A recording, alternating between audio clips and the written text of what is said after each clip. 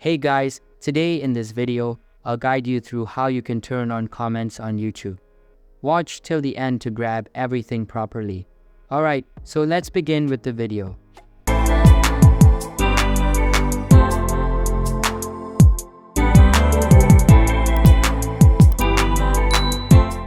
First things first, open any preferred browser and search for youtube.com.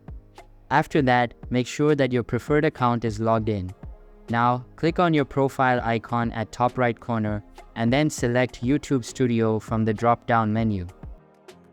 Inside it, access Settings. For that, click on the Settings embed at the bottom left corner. Inside the Settings window, go to the Channel tab and access Advanced Settings. Make sure that the YouTube for Kids feature is disabled by selecting any of the two options other than the first one. Now, save the settings and you're good to go. Another thing you can do is access any uploaded video, scroll down, and make sure it is not marked for kids. Then scroll down to the bottom and make sure comments are turned on. So that's basically how you can turn on comments on YouTube. So that's all for this video. Consider subscribing if you find it helpful, and I'll see you in the next one. Thanks.